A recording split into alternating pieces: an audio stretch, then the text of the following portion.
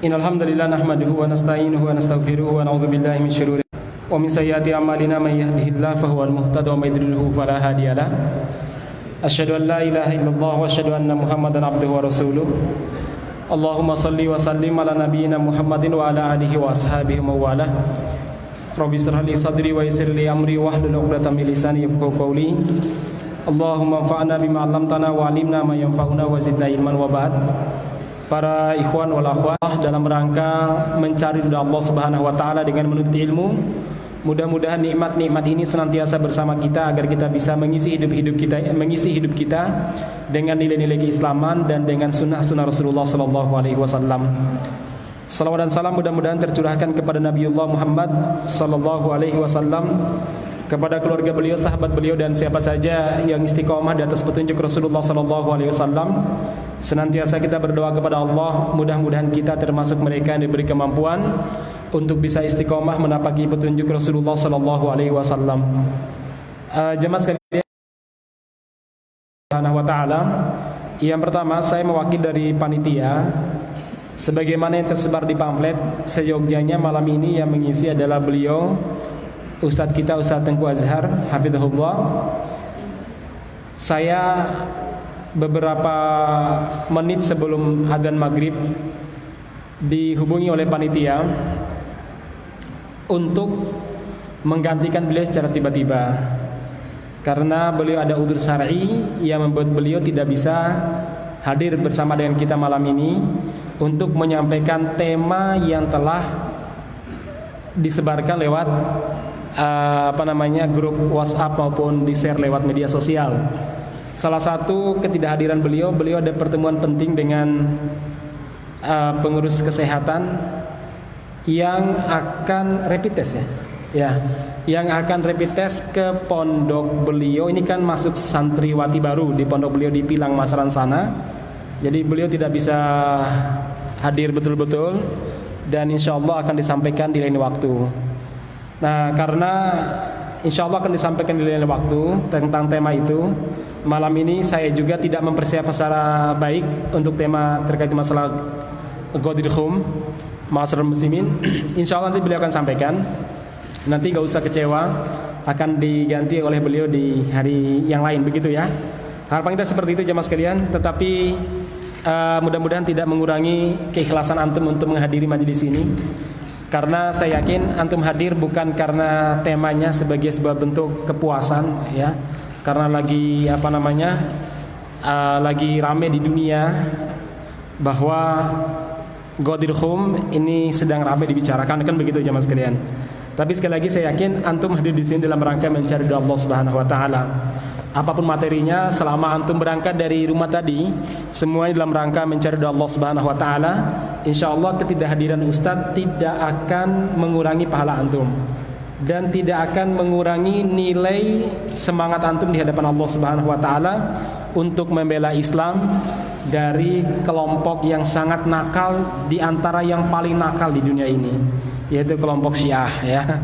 Baik jemaah sekalian, itu aman dari panitia sudah saya sampaikan begitu ya.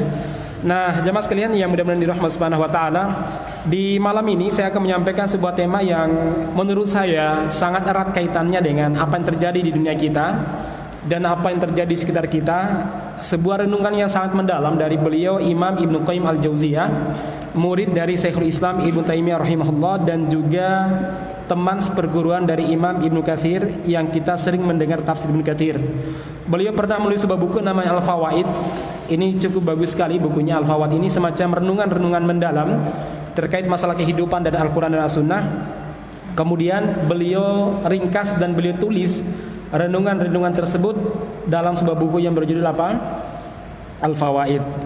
Jadi jamaah sekalian, kalau renungan para ulama itu lintasan-lintasan pikiran mereka itu ditulis dalam sebuah buku, itu jadi buku dan bermanfaat ya. Beda sama kita ya. Dulu ada salah seorang ulama yang hampir seangkatan dengan beliau, namanya Imam Ibnul Jauzi, itu punya buku yang mirip namanya Sayyidul Khatir. Jadi semacam khatir itu lintasan-lintasan pikiran. Sayyid artinya ikatan ataupun tali. Nah, jadi di lintasan-lintasan pikiran tersebut boleh ditali, dipegang oleh beliau dalam bentuk tulisan menjadi sebuah buku yang luar biasa, namanya Saidul Khatir. Itu bukunya sangat bagus jamaah sekalian. Nah, Ibnu Qayyim juga demikian, lintasan-lintasan pikiran beliau tersebut kemudian beliau telurkan dalam sebuah buku yang berjudul Al-Fawaid. Nah, kalau tadi ya, para ulama kalau sesuatu yang melintas dalam pikiran mereka itu biasanya jamaah sekalian sesuatu yang sifatnya ilmu, sesuatu yang penuh dengan hikmah. Kenapa? Karena kehidupan mereka yang mereka lihat, yang mereka dengar adalah ilmu yang mereka renungkan dan mereka khayalkan terkait masalah keagungan Allah Subhanahu wa taala, sehingga karya yang muncul dari pikiran mereka itu pasti bermanfaat. Beda dengan pikiran kita. Saya yakin pikiran kita ini macam-macam ya. Yang lintasan pikirannya masalah apa? Masalah duit, masalah corona, masalah apa lagi, Pak? Ini lagi rame, yaitu apa? Logo HUT NKRI yang ke-75 yang jelas-jelas ada tanda salibnya, walaupun dari Seknes itu ngelesnya apa? Enggak, itu bagian daripada sekian logo yang memiliki makna, kemudian terbentuklah seperti itu. Kan sebenarnya bisa dibentuk lain misalkan ya. Bisa dibentuk masjid, bisa dibentuk apa namanya? Jenderal Sudirman, bisa dibentuk patungnya Diponegoro misalkan, bisa saja kan. Tapi kok bentukannya itu apa namanya? Salib. Dan kalau Anda lihat salah satu yang saya narasikan di An-Najah TV itu kan mirip sekali dengan beberapa bendera-bendera negara-negara Eropa atau negara Afrika yang memang berlogokan salib. Tadi saya dengarkan beberapa keterangan dari Sesnek ya, Sekretaris Negara. Ya, alasan menurut saya secara alasan dia terima sebagai sebuah alasan, tetapi bahwa itu kesengajaan dibentuk sehingga menjadi sebuah apa namanya, sebuah lambang ataupun sebuah logo yang berbentuk salib, itu sesuatu yang tidak bisa diingkari. Baik jemaah sekalian, apa yang beliau tulis di sini ada hal yang menarik jemaah sekalian. Selama ini kita seringkali mengkaji rukun Islam, demikian juga kita mengkaji rukun iman. Nah, kalau Imam Ibnu Qayyim Al-Jauziyah pernah mengkaji rukun kafir ya, rukun kufur. Kenapa kekafiran bisa terbentuk? Jadi kalau dalam rukun iman, bagaimana iman itu bisa terbentuk, mulai dari beriman kepada Allah sampai beriman kepada takdir yang baik maupun yang buruk. Itu adalah apa? Susunan yang akan membentuk iman seorang muslim. Demikian juga susunan yang bentuk keislaman mulai dari syahadatain kemudian sampai pada haji. Nah, jemaah sekalian, itu namanya pola kalau bahasa mereka mungkin, ataupun susunan yang kemudian membentuk keislaman seseorang. Nah, di sini Imam Ibnu Qayyim Al-Jauziyah menyebutkan beberapa rukun atau beberapa pondasi kekufuran. Kenapa orang itu bisa kufur? Bahkan kufurnya tidak sadar, justru dibela-bela, bahkan dianggap sebagai sebuah hidayah. Ini penting masalah muslimin.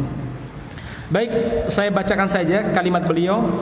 Arkanul kufri arba'atun. Kata beliau, kekufuran mulai dari zaman Nabi Adam alaihissalam, maksudnya sejak zaman Nabi Nuh alaihissalam, taruh Nabi Nuh, sampai akhir zaman nanti jamaah sekalian, kekufuran itu tidak jauh dari 4 penyebab utama atau pokok kekufuran itu lahir dari 4 hal kata beliau. Yang pertama al-kibru, yaitu sombong maupun angkuh. Yang kedua al-hasadu, iri ataupun dengki. Yang ketiga al-ghadab, marah yang diperturut. Dan yang kelima adalah asyahwah, syahwat yang diperturut. Masyarakat muslimin beliau menyebutkan, jadi kalau kita melihat rata-rata kekufuran yang terjadi selama ini berawal dari 4 hal ini atau salah satu dari 4 hal tersebut. Mau itu kufurnya Firaun, kira-kira kalau Firaun karena apa? Sombong. Atau iblis karena apa? Sombong. Abdullah bin Ubay bin Salul karena apa kira-kira? Syahwat kekuasaan. Kemudian semuanya itu nanti saya akan jelaskan di sini. Semuanya rata-rata berawal dari 4 ini. orang-orang Syiah, terutama Rafidhah, Imamiyah, Druziyah, Ismailiyah, dan beberapa sekte-sekte batiniyah. Karena Syiah itu dalam pandangan para ulama itu secara garis besar terbagi dua. Satu namanya Harakatul Batiniyah, yaitu orang-orang Syiah yang memang kebatinan. Memang mereka ini sebenarnya kafir, tapi menyembunyikan kekafirannya. Kemudian yang kedua adalah apa? Syiah yang sifatnya Zaidiyah, yang sifatnya tambahan-tambahan. Zaidiyah atau pengikutnya yang mengklaim diri mengikut Zaid, Imam Zaid. Nah, kalau yang sifatnya Harakatul Batiniyah, yaitu Syiah gerakan kebatinan, para ulama sepakat sampai imam yang paling santun yang bernama Imam Al-Ghazali yang sering dikutip oleh orang-orang tasawuf modern maupun tasawuf zaman biyen, sampai saking bangganya terhadap Imam Al-Ghazali, artis sekelas siapa tuh pemain gitar? Ya. Enggak. Yang kemarin di penjara itu loh. Ahmad Dhani itu menamai anaknya itu dengan Al-Ghazali ya.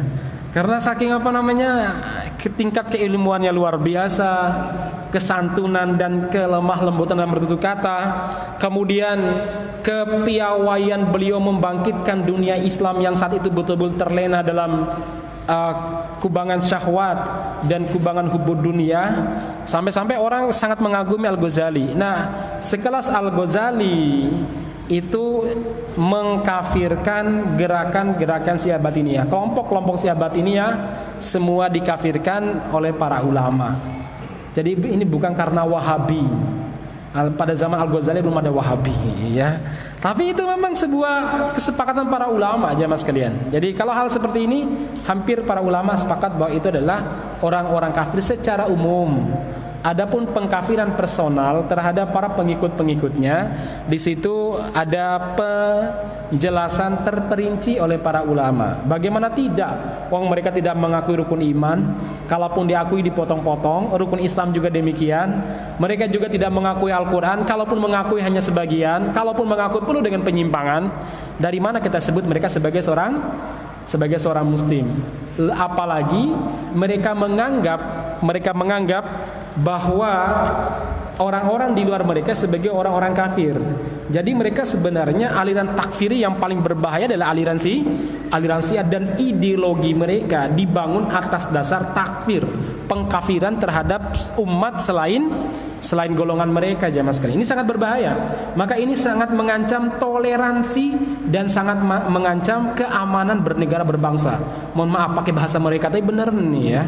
Kan mereka kalau lihat Wahabi itu kan mengancam toleransi, mengancam keamanan. Oh, justru mereka lebih mengkhawatirkan jamaah sekalian. Dan itu terbukti sepanjang sejarah bagaimana mereka pernah melakukan pembunuhan, pembantaian terhadap umat Islam di Irak. Demikian juga beberapa tahun yang lalu mereka pernah melakukan pembantaian terhadap sebuah pondok pesantren di Pakistan ketika mereka merayakan hari raya Asyura mereka. Baik jemaah sekalian, jadi sekali lagi mau kelompok manapun seringkali berangkat dari 4 hal ini. Karena sombong, karena hasad, karena godop, kemarahan, dan karena syahwat. Yaitu apa? Syahwat yang diikuti. Baik, saya lanjutkan. Fal kibru yamna'uhu al-inqiyad. Al-kibir, rasa sombong jemaah sekalian, akan menghalangi seseorang dari ketundukan terhadap kebenaran. Sombong itu membuat orang tidak mau tunduk kepada kebenaran walaupun dia tahu kebenaran. Jemaah sekalian, kita yakin dan kita paham yang namanya iblis itu sangat paham Allah Subhanahu wa taala. Sangat ngerti Allah Subhanahu wa taala karena dia hidup di alam malaikat. Bahkan sebagai riwayat yang kita baca, iblis merupakan salah satu dari makhluk yang sangat taat kepada Allah Subhanahu wa taala. Tapi jemaah sekalian, yang membuat dia mengingkari kebenaran dari Allah Subhanahu wa taala karena apa? Sombong. Demikian juga Firaun. Dia paham kebenaran saudara sekalian. Dia paham kebenaran dan tahu itu kebenaran yang dibawa Nabi Musa alaihissalam. Bahkan menjelang sakaratul mautnya, dia masih sempat ingin beriman kepada Allah Subhanahu wa taala, tetapi Allah Subhanahu wa taala mengatakan, "Al-an wa qad asait Firaun, kok baru sekarang kamu beriman dan kamu telah menjadi orang-orang pembuat kerusakan di muka bumi ini." Nah, jemaah sekalian yang mudah-mudahan dirahmati Subhanahu wa taala, yang berikutnya wal hasadu yamna'uhu qubulan nasihati wa badlaha. Hasad, orang itu iri, tidak mau melaksanakan kebenaran. Dia tahu ini kebenaran, dia paham kebenaran, tapi dia tidak mau menerima nasihat. Itu rata-rata karena apa? Karena kedengkian yang ada pada orang tersebut.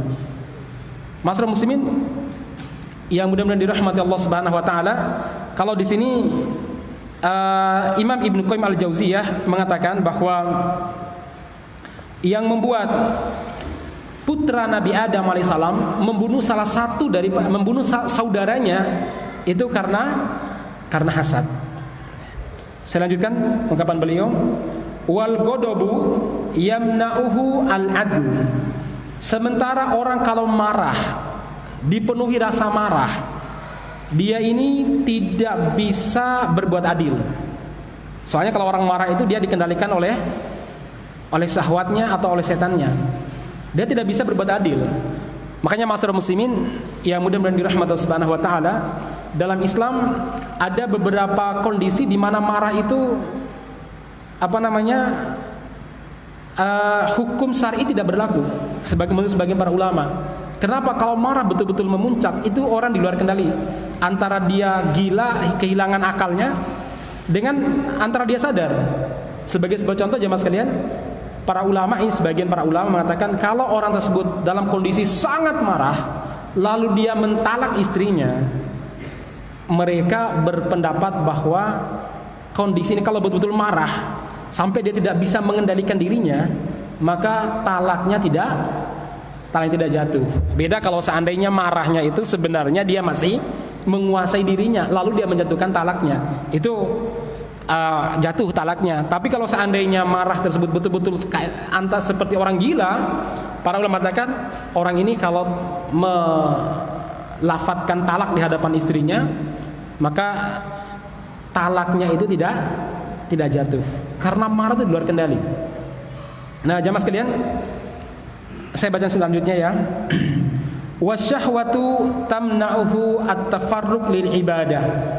Sementara syahwat apapun bentuknya itu membuat seseorang selalu disibukkan dengan syahwatnya sehingga dia tidak punya kesempatan atau sangat susah mencari kesempatan beribadah kepada Allah Subhanahu wa taala.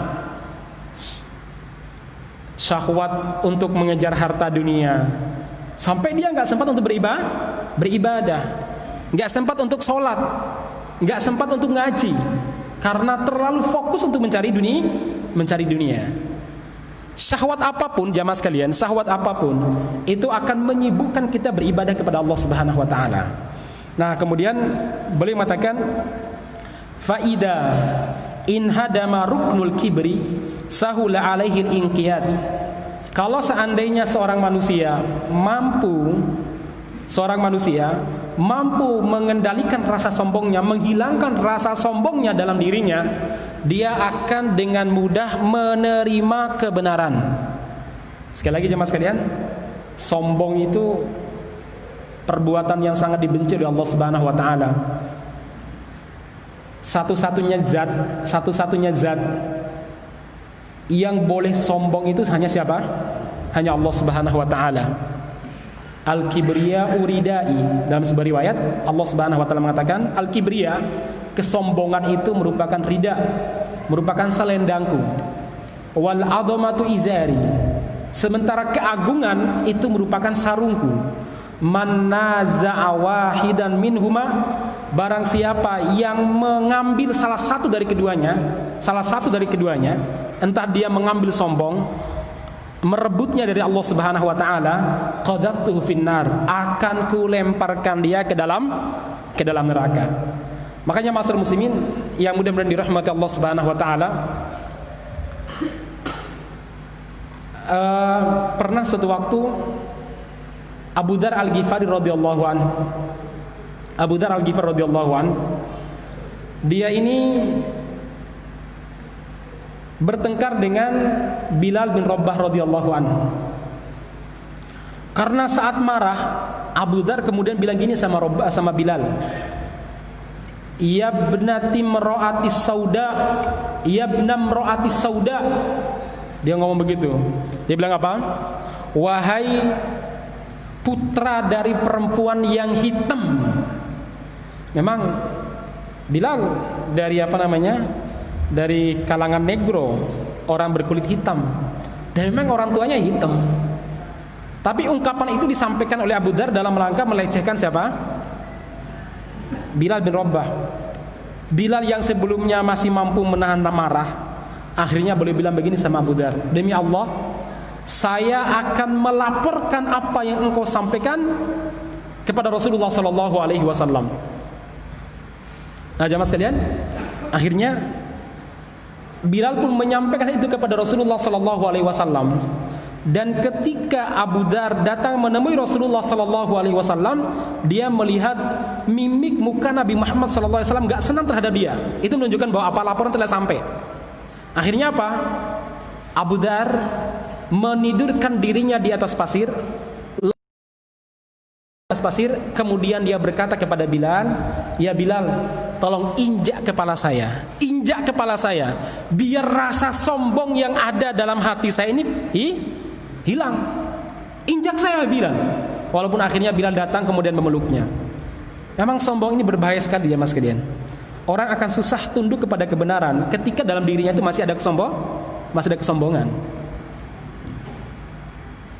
Sekali lagi, kekufuran jenis apapun seringkali berawal dari apa? Dari kesombongan. Terutama kekufuran kalau muncul dari 3 jenis kelompok manusia. Yang pertama, Dzujahin, yang punya kedudukan. Ini kan orang yang punya potensi untuk sombong. Entah pejabat, atau mungkin ustadz mungkin, atau apalah. Orang sekarang sekedar buat grup WA aja sudah dianggap owner ya. Jadi owner grup WA gitu ya. Jadi kalau seandainya dia seakan-akan punya aturan sendiri, ada nilai kesombongan. Ya, bukan berarti nggak boleh buat grup WA, monggo gitu ya. Tapi kalau masukkan orang ya izin dulu ya. Nanti kalau orang keluar ya jangan marah ya. Karena Anda ketika ketika memasukkan juga nggak pernah minta izin. Giliran orang keluar tanpa izin Anda marah, itu nggak benar. Nah, jemaah sekalian, hanya sekedar tadi buat grup WA aja. Nanti di biodatanya itu salah satunya apa? Owner grup apa gitu nih ya. Padahal anggotanya berapa tuh nggak pernah komen ya. Nah, jemaah sekalian yang mudah-mudahan dirahmati Subhanahu wa taala. Jadi sekali lagi, ini kesombongan sangat berbahaya sekali. Saya berikan contoh jemaah sekalian. Kalau kaitan dengan lahirnya Syiah. Kalau kita lihat kan ini karena lagi rame ya. Salah satu faktornya itu karena kesombongan orang-orang Persia, orang-orang Majusi yang merasa diri mereka lebih baik daripada selain mereka. Yang merasa diri mereka lebih baik daripada selain mereka. Saya pernah menjelaskan di sini bagaimana awal dan asal muasal orang-orang Persia itu membangkitkan Syiah. Mulai dari kebencian mereka terhadap Islam yang telah berhasil menghancurkan dinasti atau menghancurkan imperium mereka, itu imperium Persia Raya. Kemudian mereka terbagi menjadi 3 kelompok. Yang pertama, mereka yang benar-benar masuk Islam setelah runtuhnya Persia Raya di tangannya Sa'ad bin Abi Waqqas radhiyallahu an pada perang Qadisiyah. Jadi sisa-sisa orang-orang Syiah, sisa-sisa orang Persia Majusi itu terbagi menjadi 3 kelompok. Mirip-mirip di Jawa lah. Ketika Majapahit runtuh, orang-orang Hindu di Jawa ini terbagi menjadi 3 kelompok juga. Yang pertama, mereka yang benar-benar masuk Islam dengan jujur dan ikhlas. Kemudian yang kedua adalah mereka yang masih mempertahankan kehinduannya. Kalau pada zaman dulu mempertahankan kemajusiannya. Dan mereka ini menyingkir ke daerah-daerah yang sangat jauh dari kekuasaan umat Islam. Kalau zaman ketika Majapahit runtuh, mereka menyingkir ke Bali, kemudian menyingkir ke mana tuh? Jawa Timur? Suku Tengger itu mana? Di Gunung Bromo sana. Mereka menyingkir dari kekuasaan umat Islam. Ini yang kedua. Nah, kelompok yang ketiga lah ini yang akan menjadi cikal bakalnya kejawen di Indonesia dan cikal bakalnya Syiah di zaman dulu. Itu apa? Mereka yang pura-pura masuk Islam, sementara dalam diri mereka memendam rasa benci yang luar biasa terhadap Islam. Dan mereka menemukan momentumnya ketika Abdullah bin Sabah itu diusir oleh Ali bin Abi Thalib ke sebuah tempat namanya Madain. Nah, di situ berkumpul dedengkot Majusi yang tadi kelompok yang ketiga yang pura-pura masuk Islam tapi ingin dendam ingin menghancurkan Islam dari dalam. Jadi setelah setelah terbunuhnya Umar digantikan oleh Utsman. Kemudian pada zaman Utsman itu ada seorang tokoh namanya Abdullah bin Sabah, tokoh Yahudi yang pura-pura masuk Islam. Kemudian dia memprovokasi orang untuk melakukan kudeta terhadap Utsman. Utsman terbunuh. Nah, pada zamannya Ali, dia ini berpura-pura untuk menjadi pengikutnya Ali, Syiatu Ali. Nah, karena dia menciptakan berbagai macam keyakinan yang menyimpang, salah satu dia mengatakan bahwa Ali adalah Tuhan. Oleh Ali sebenarnya mau dibunuh, tapi oleh para sahabat di antara Abdullah bin Abbas disarankan jangan dibunuh karena dalam pandangan masyarakat awam Abdullah bin Sabah ini adalah teman Anda, pendukung Anda yang sangat setia. Apalagi kondisi masyarakat sedang chaos. Karena setelah terbunuhnya Utsman, kondisi politik di Madinah itu betul-betul goncang sekali. Akhirnya apa? Disarankan untuk dibuang. Dibuang kemana? Dibuang ke sebuah tempat namanya Madain. Madain hari ini adalah wilayah Iran. Ya, ternyata ada hal yang menarik jemaah sekalian. Ada cerita itu namanya antropologi masyarakat. Begini, dalam sebuah hadis Rasulullah SAW pernah mengatakan, pilihlah untuk menyemai benih kalian, maksudnya untuk anak kalian itu rahim yang baik. Kenapa? Fa innad dam jassas, karena darah itu biasanya mengalir, nurun, genetik itu menurun gitu ya. Jadi ilmu genetik itu sudah pernah ada pada zaman Nabi ya, sudah disampaikan. Karena darah itu menurun. Ya, biasanya kalau bapaknya itu preman, anaknya nggak jauh-jauh biasanya. Nah, bahwa ada pengecualian itu hukum istisna, itu hukum pengecualian ya. Tapi biasanya itu nggak jauh-jauh jamaah sekalian. Nah, ternyata jamaah sekalian itu berlaku dalam masyarakat sekarang. Tempat di mana dulu, kalau di Indonesia ya, tempat di mana dulu adalah basis pejuang, maka hari ini adalah biasanya apa? Tempat yang paling ramai kajiannya dan paling banyak aktivis keislamannya. Aktivis Islam itu paling banyak. Tempat yang dulunya ramai dengan perjuangan dan itu basis perjuangan, itu biasanya ngajinya masyarakatnya baik. Zaman sekarang itu ya begitu. Sebagai sebuah contoh jemaah sekalian, sebentar. Sebaliknya, tempat yang dulu biasanya basis para pengkhianat, yang dulu sering kerjasama sama penjajah, atau mungkin dulu basisnya PKI, biasanya zaman sekarang ya kajian-kajian keislaman juga redup di situ. Aktivis Islam juga sedikit, dan di situ biasa lahir para pengkhianat juga. Ini sebagai sebuah contoh jemaah sekalian. Pernah dengar namanya Kedu? Keresiden Kedu. Ada Keresiden Surakarta, ada Keresiden Kedu. Keresiden Kedu itu mana aja? Magelang, Temanggung, Wonosobo, ke bawah mana? Purworejo dan sekitarnya. Ini namanya Keresiden Kedu.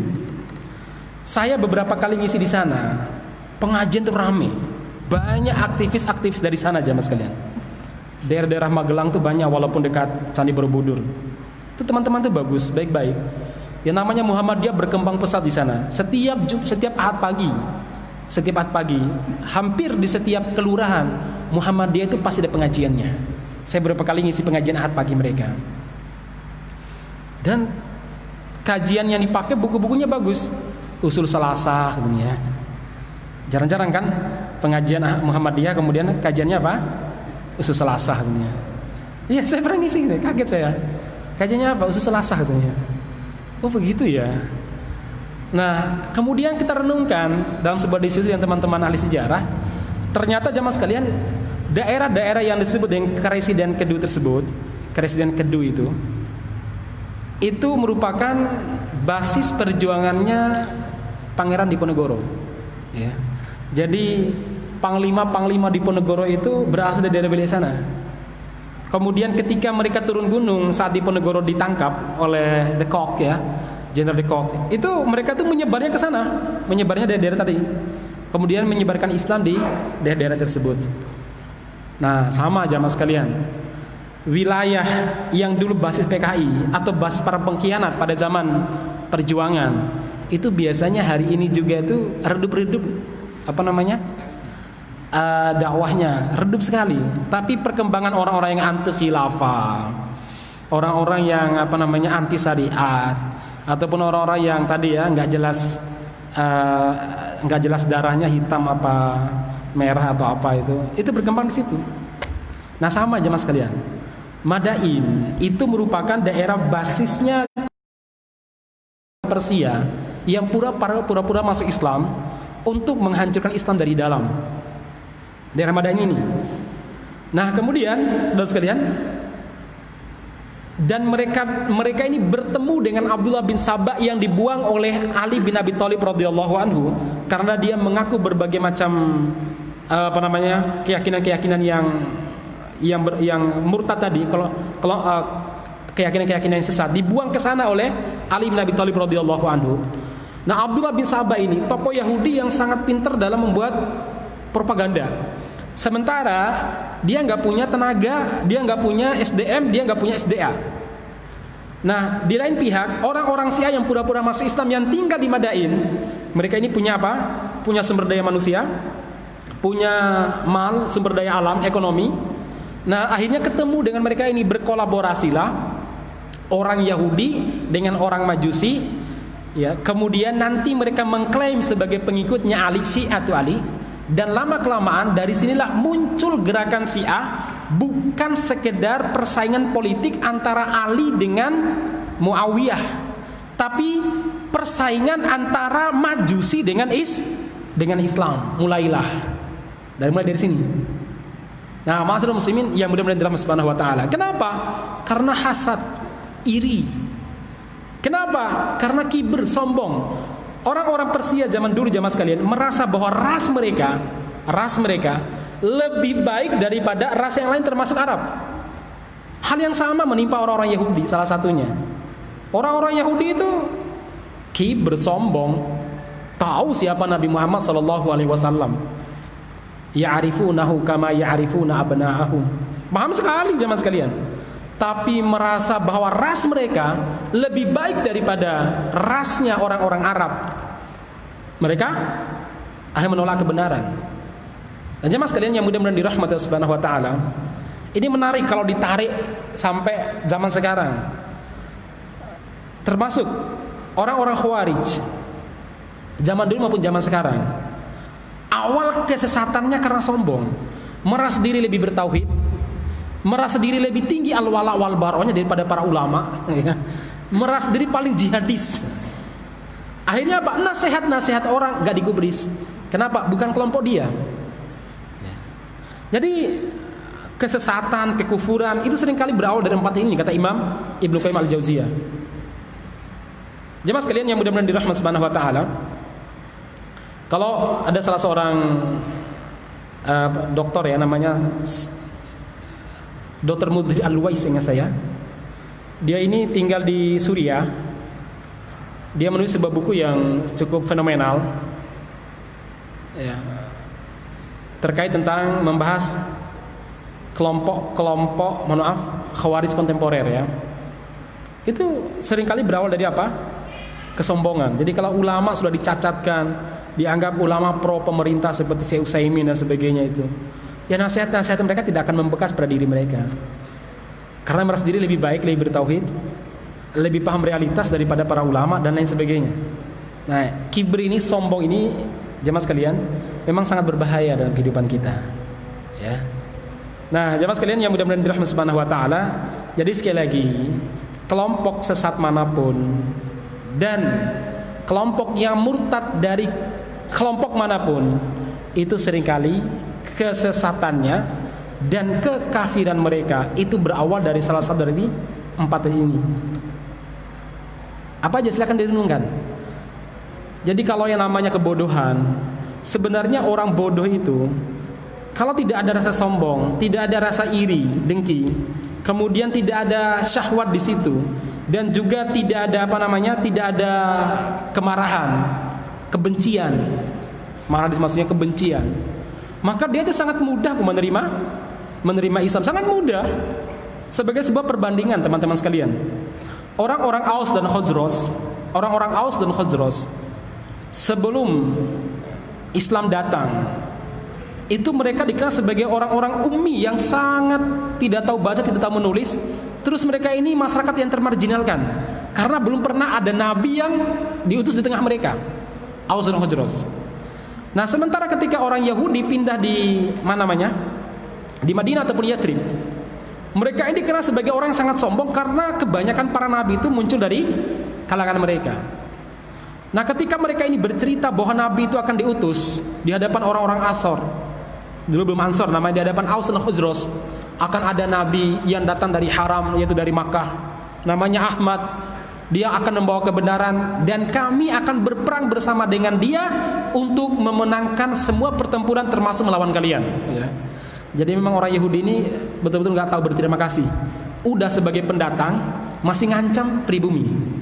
Mirip-mirip lah zaman sekarang, ya. Udah pendatang ngancam pribumi. Ya, ngancamnya dengan tadi, nanti akan muncul nabi, nanti kami akan berperang bersama dengan mereka. Ada cerita panjang. Salah seorang sahabat namanya Malik bin Sinan, itu cerita bagaimana ancaman Yahudi sebelum Rasul datang. Akhirnya mas, kenapa terjadi? Ketika Rasulullah SAW sampai di Madinatul Munawwarah, yang paling banyak masuk Islam justru orang yang mereka ancam.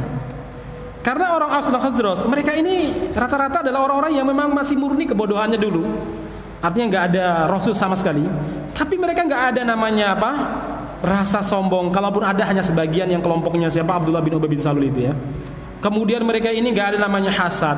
Kalaupun ada hasad, paling hasadnya kepada Aus ke Khazraj, Khazraj ke Aus. Itu pun setelah Nabi Muhammad SAW datang bisa damai mereka ini. Bisa mereka ini masuk Islam, bisa. Nah, beda halnya dengan orang-orang Yahudi. Udah sombong dulu, merasa diri bahwa ras mereka lebih baik daripada rasnya orang-orang Arab. Kok yang datang dari orang Arab. Nah, ma'asyiral muslimin, sekali lagi, apapun bentuk kemaksiatan dan apapun bentuk kesesatan serta apapun bentuk kekafiran selalu berawal dari empat hal ini. Makanya ma'asyiral muslimin yang mudah-mudahan dirahmati Allah Subhanahu wa taala, kita dalam Islam itu diajarkan banyak sekali adab dan banyak sekali cara agar menghilangkan empat hal ini dari dalam diri kita. Banyak sekali, ya. Di antaranya apa? Kita diajak oleh Allah Subhanahu wa taala untuk memikirkan bagaimana kita awal penciptaan kita, ya, dari air yang sangat hina. Diajarkan bagaimana kita ini supaya sering melihat atau mengelus-elus kepala anak-anak yatim, agar rasa sombong itu hilang dari diri kita. Kemudian terkait masalah hasad juga demikian, banyak sekali. Terkait masalah bagaimana syahwat juga demikian. Banyak doa-doa yang diajarkan oleh Nabi Muhammad SAW agar kita ini terlindung dari empat hal ini. Nah, jemaah sekalian yang mudah-mudahan dirahmati Allah Subhanahu wa taala. Jadi itu terkait masalah empat hal ini. Terus saya baca sedikit, ya. Saya baca sampai rampung dulu. Wa idan hadama ruknal hasadi sahula alaihi qabulun nushi wa badlihi. Kalau seorang manusia berhasil mengenyahkan ataupun menjauhkan dirinya dari hasad, maka dia akan dengan mudah bisa menerima nasihat. Kan begini kadang jamaah sekalian, kadang persaingan antara pengajian, misalkan kelompok Wahabi dengan Islam Nusantara, ya, ataupun takfiri Nusantara. Soalnya sekarang lagi berkembang namanya apa? Takfiri Nusantara, di mana seorang kiai mengatakan kalau tidak masuk kelompok NU maka tidak bisa masuk surga itu. Itu ada mata itu namanya Takfiri Nusantara katanya. Sedang berkembang juga nih. Jadi bukan takfiri Wahabi aja ya. Nah, jamaah sekalian, seringkali begini. Kalau dinasehati bukan karena tidak tahu bahwa itu sebuah kebenaran, tapi karena hasad. Alah, kamu aja begitu. Atau persaingan tadi jamaah sekalian. Persaingan antara kelompok ini dan kelompok itu, bersaing dalam merebut massa, bersaing dalam merebut sumber daya alam. Misalkan sumber daya alam contohnya apa ya, banyak lahan parkir sumber daya alam juga. Kemudian ya tempat jualan